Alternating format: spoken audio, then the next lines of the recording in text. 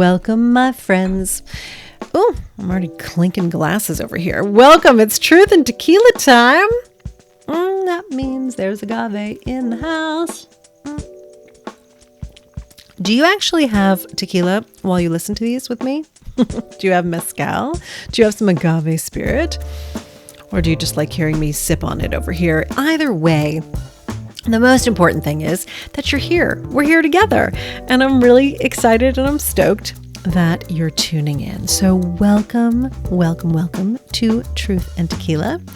These episodes, they are dedicated to answering any and all questions that you have navigating the areas of spirit, sex, and of course, igniting your mojo. And every so often, of course, they are here to also offer you a nugget or two of just pure, unadulterated mojo, no questions asked. However, this week, we do have a question from Carol. And she says, I feel like lately I don't want to do anything. And I've always been a person who wants, like, so much. And I think I still am, but I think from maybe disappointments from the past, I've kind of just pushed myself down and dulled myself off. Plus, I've been kind of neglecting the whole sex thing. And it's been that way for actually a really long time. It's been many, many years since my husband died, and there's been no sex or any real desire for it. But I'm starting to think that the lack of any activity in that part of my life might be the reason I'm experiencing life to be dull and just something to get through.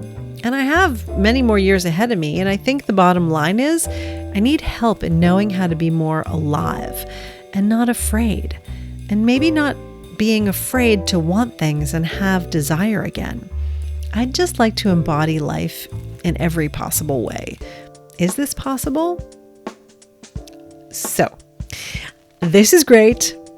I love this question. And it's also so beautiful because it really speaks to the ebbs and the flows and the peaks and the valleys that we all go through. And I'm going to reference feminine energy here. In case, by the way, you missed the 3-part series I did. It's on these Truth and Tequila episodes. It was a 3-part series about feminine and masculine energy. I really recommend that you check those out as well. And I'll link them here in the show notes. The episodes are 133, 135, and 137. All right, that's that 3-part series on feminine and masculine energy. And getting back to the direct question here today, I want to speak to desire and wanting. Because we as women, we have an unending desire. Unending, like literally never ends. And the feminine energy, which is why I want you to reference those episodes, but the feminine energy, in essence, it honestly can never be fulfilled. Yeah, it can never be fulfilled. I mean, that's a big statement to say. But if you really look at it, and if you really feel that within yourself, the feminine always wants more. Always. Which is somewhat of a rude awakening and a beautiful thing to know about yourself. Because once you really own that, like you own it fully, and you have the knowing of that, in that moment, there's this permission to have that unending yearning and this unending desire without letting yourself go dull. I mean, look, sometimes you don't even know what you're yearning for. You just want more, right? Like the feminine just wants more. And to have that knowing, to give yourself permission to recognize, oh yeah, that's right. I'm mostly feminine energy, and that's my core nature. So of course I always want more, and it's never going to be enough. That's an important part of this puzzle. Now, there'll probably be a moment or a feeling where you feel like full or sated. Like you're going to have a moment of that or two. But when you really look at it, as soon as you have whatever it is you desired or wanted, you're going to notice quite quickly. You're like, oh yeah, I could actually have more of that or more of something, right? Like, yeah, there could be more. Come on, more, right? Like that's the feminine. And that's this pivotal moment to remember this bit about the unending nature of feminine desire. And instead of going dull and just feeling unfulfilled. Look, it's fascinating. And honestly, frankly, I like to be as transparent as possible with you all. I'm in this new phase of also reminding myself about all of this as well. Here's a golden nugget about it. This is like, I have to take a pause because it's really a good golden nugget. The nugget is to embrace the desire without end and not making that wrong. Right? Embracing the desire without end and not making that wrong, that is incredibly attractive. Incredibly attractive. It's an energy of aliveness. It's an energy that says yes to life.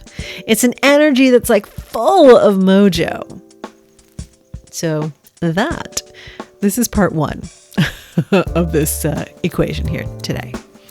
Now, part two of this inquiry, this is for any of you that also might be more quiet on the sexual front. Really the sex front, not sexual, sex front. And what's important here, it's not the actual sex, but what's important is the lack of sexual energy happening in your life. You see, sexual energy is the creative life force. It's the creative life force within everything. And it's your mojo, and it offers you the experience of being alive.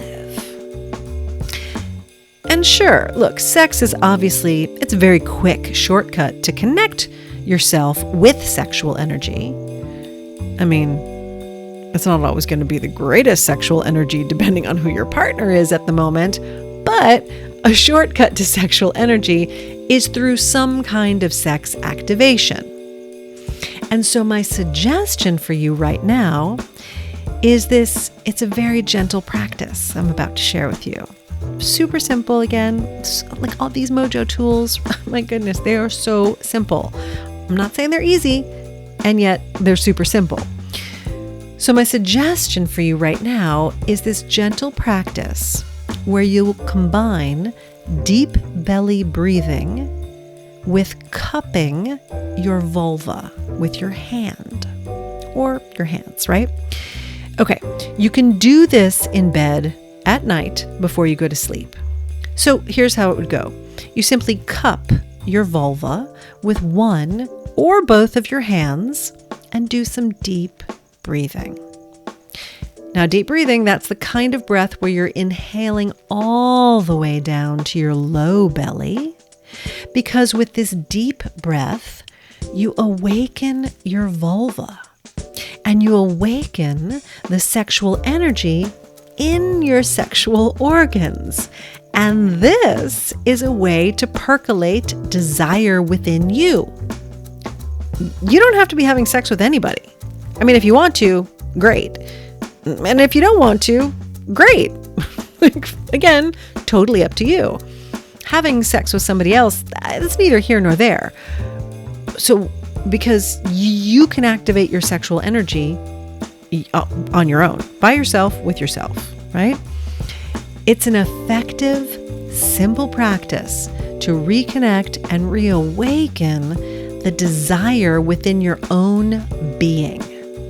And then from there, let's see what starts to uncover, right? I think of it kind of like it's like turning the compost And for those of you familiar with turning a compost bin, you need to move it around regularly for it to become that like juicy, moist, nutrient-rich matter. And okay, one more thing. When I suggest these practices, I really encourage you to choose a specific amount of days and the time frame for the practice. Meaning like put some of your own masculine structure around it. Because if you do these practices and you approach these practices from your feminine energy, where it's like a little bit here, a little bit there, oh gee, did I do it? Like, this is not going to grow your garden. You need to put some masculine structure around your own commitment to whatever practice you're going to do. Even if you say, okay, I'm going to do this for 5 days, 7 days. I recommend at least 5 consecutive days, by the way, on a minimum, to actually start feeling the shift in your body and your mind. But back to the most important thing here, it's that you are sourcing yourself and filling yourself and having a relationship with your sexual energy just for you. All right, I'd love to hear from you. So send me a DM on Instagram and let me know about your experience with this technique. Because honestly, wherever you're at, if this question related to your life or not, wherever you're at, this technique is a fantastic one to activate your sexual energy. So let me know how it goes for you. And of course, remember that this podcast, The Real Undressed, it's here to inspire you to get free in whatever way, shape, or form that takes. And if you have a question you'd like answered on a Truth or Tequila episode, go to therealundressed.com and click Submit Your Cue on the Truth and Tequila image. And if you dig this episode, if you got some value out of this episode, go ahead and take 60 seconds, subscribe to the podcast on Spotify or Apple, and leave a 5-star rating. And of course, if you want to, get that gold star, little extra mojo, write a review as well. Could be a couple of words, could be a couple of sentences. That's up to you. But the reviews, they truly make a world of difference in helping this show grow and reach more people. As always, thank you. Thanks for getting undressed with me.